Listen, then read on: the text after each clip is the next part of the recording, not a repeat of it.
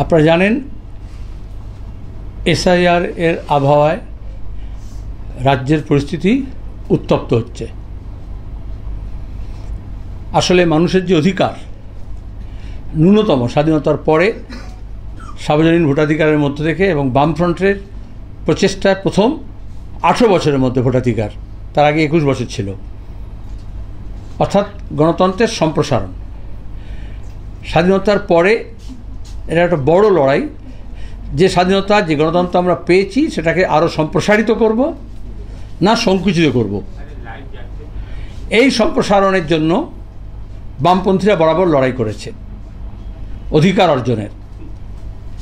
আর শাসক শ্রেণী, শাসক দল, দক্ষিণপন্থীরা সবসময় চেয়েছে নানান অজুহাতে এটাকে অধিকার ক্ষেত্রটাকে সংকুচিত করা।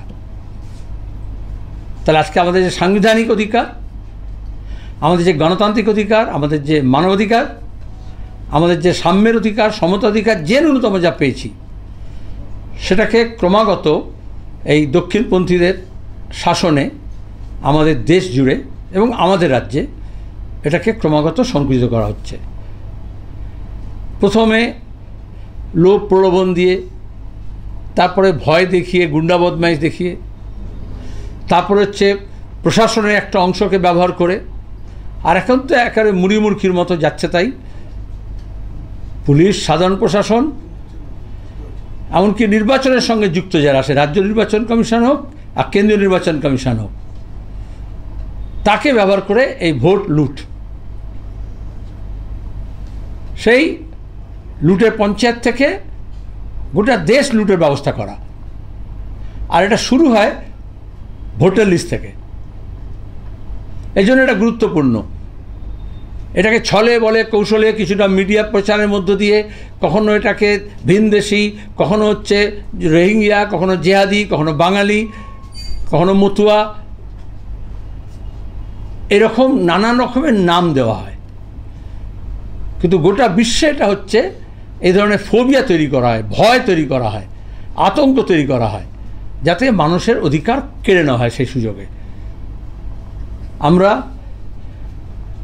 আগেই বলেছি, আপনাদের আগে থেকেই প্রস্তুতি নিয়েছিলাম, এবং এই মানুষের যে ভোটাধিকার সেটা আমাদের রক্ষা করতে হবে। আসলে বাংলাকে বাঁচাতে হবে। আমাদের যে বাংলা বাঁচাও, আমরা যাত্রা ঘোষণা করেছি, আগের দিন বলেছি, রাজ্য কমিটি বৈঠক হয়েছে, বাংলা বাঁচাও যাত্রা।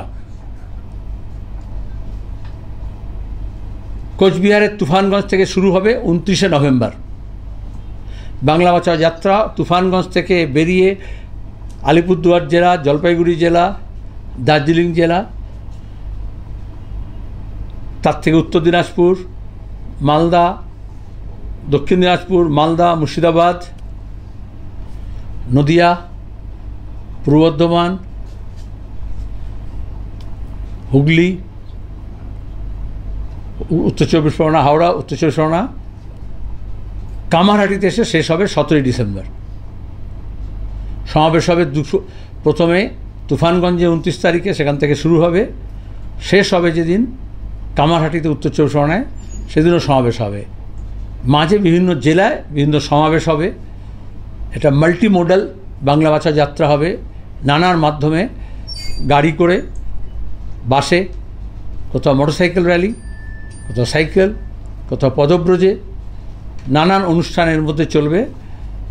বিভিন্ন বিষয় নিয়ে আমাদের ফোকাস হবে ক্যাম্পেইনের।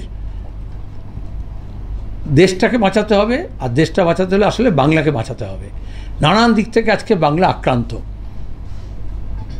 ভাষা